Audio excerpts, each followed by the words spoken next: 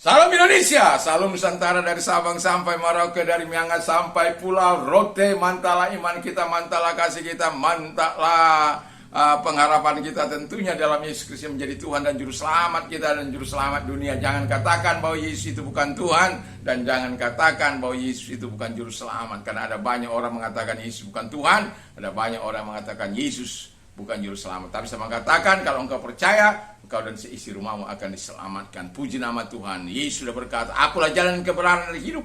Tiada seorang sampai kepada Allah kalau tidak melalui aku. Jadi percayai dengan sungguh hati. Dan 5 menit bersama dengan firman di malam hari ini, doa dan harapan saya firman itu memberi kekuatan kepada kita sebelum kita rehat dan kita ringankan telinga kita untuk mendengarkan firman Allah. Ingat, iman timbul dari pendengaran firman Kristus. Mari kita tunduk kepada dan kita berdoa. Terima kasih Tuhan, banyak persoalan dalam hidup ini, tapi persoalan itu akan tetap menguatkan kami, menolong kami untuk bertumbuh terus di dalam Tuhan. Di dalam nama Yesus kami bersyukur. Haleluya. Amin. Firman Allah akan saya ambil dalam 2 Korintus 4 ayat yang ke-17 dan 18. Sebab penderitaan ringan yang sekarang ini mengerjakan bagi kami kemuliaan kekal melebihi segala-galanya, jauh lebih besar daripada penderitaan kami. Sebab kami tidak memperhatikan yang kelihatan, melainkan yang tak kelihatan.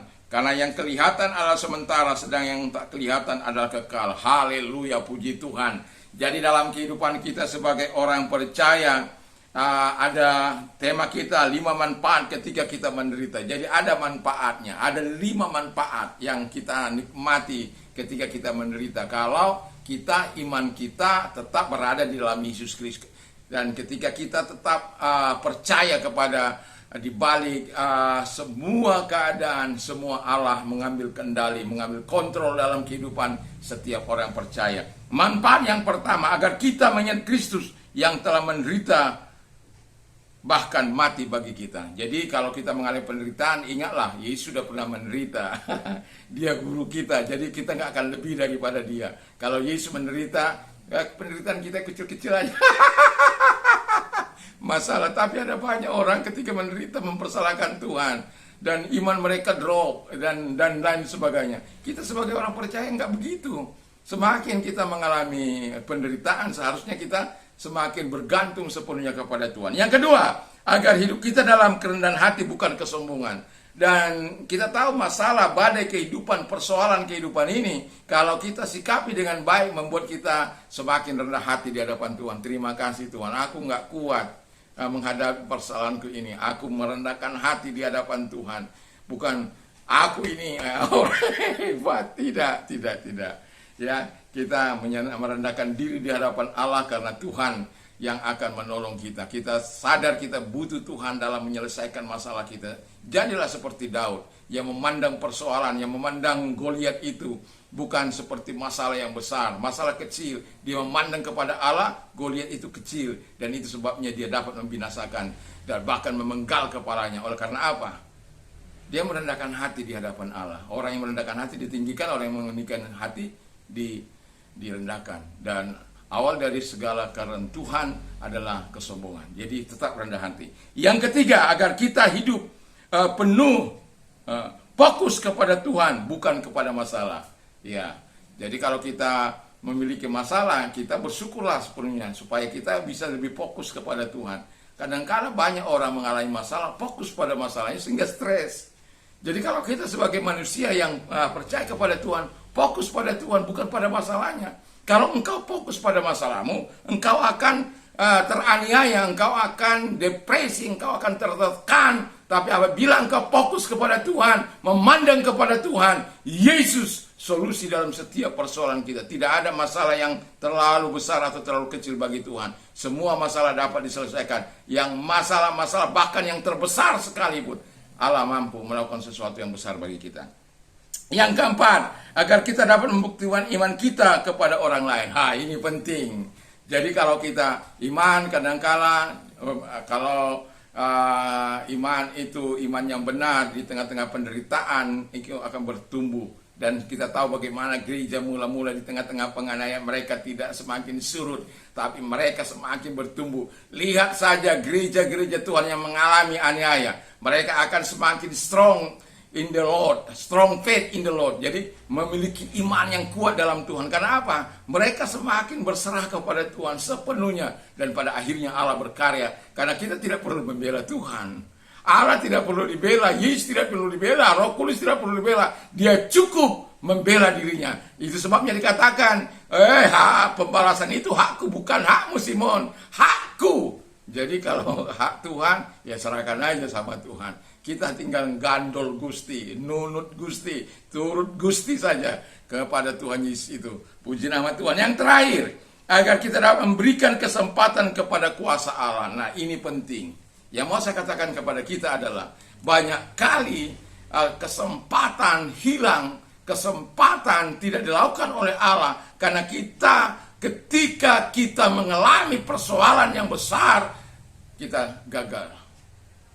Anak saya dikatakan, ya kalau nggak selesai dalam 1 bulan ke depan, maka dia akan DO.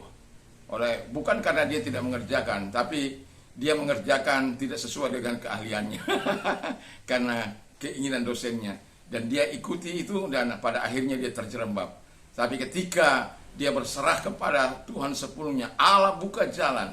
Dia datang berkata, "Pak, bantu doa saya." Ya, dia nangis di hadapan Tuhan, dan kemudian kita berseru kepada Tuhan, dan Allah membuka begitu mudahnya, dan dia selesai hari ini. Tadi dia sudah diwisuda, puji nama Tuhan. Tuhan memberkati. Jadi berikan kesempatan bagi kuasa Allah untuk melakukan mujizat dalam kehidupan kita. Jangan justru kita kehilangan semangat, jangan justru kita kehilangan pegangan. Beri kesempatan, beri kesempatan. Tunjukkan imanmu kepada orang lain, supaya karya Allah, kuasa Allah membebaskan engkau dari badai kehidupanmu, dari persoalan keuanganmu, dari persoalan apapun yang kau miliki, penderitaan apapun yang kau miliki. Kalau engkau berikan kesempatan bagi kuasa Allah untuk bekerja, Tuhan akan melakukannya, Tuhan akan mengerjakannya. Rasakan, nikmati 5 manfaat ini. Ketika engkau menderita, tidak usah putus asa, tidak usah putus asa, tidak usah menyerah, tidak usah mempersalahkan siapa-siapa, tidak perlu. Datang saja, gandol Gusti, berikan kesempatan kepada Tuhan untuk melakukan yang terbaik, menunjukkan kuasanya bagimu. Di balik itu sering saya katakan, ketika Tuhan mau melakukan mujizat harus ada bahan. Bahan itu kalau engkau sudah memiliki masalah yang besar, itu bahan kesempatan bagi Allah. Jangan pernah menyerah lalu mempersalahkan Tuhan. Tapi untuk menyerahkan diri kepada Allah itu penting.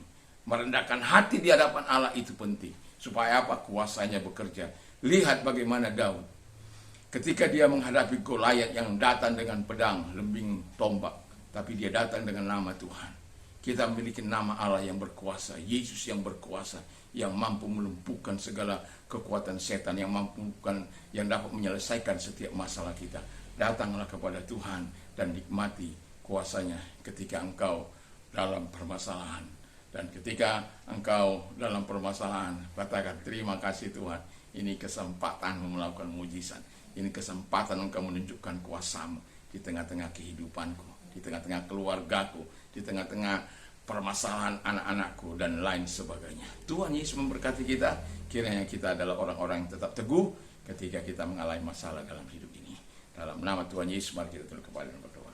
Terima kasih Tuhan, biarkan kami tetap tabah sabar menghadapi situasi kami ketika kami menghadapi masalah. Karena kami tahu Tuhan adalah solusi dalam setiap persoalan kami. Dalam nama Yesus, haleluya. Amin. Selamat malam, selamat kita beristirahat, dan kiranya Tuhan memberkati. Mantap, mantap, mantap, mantap.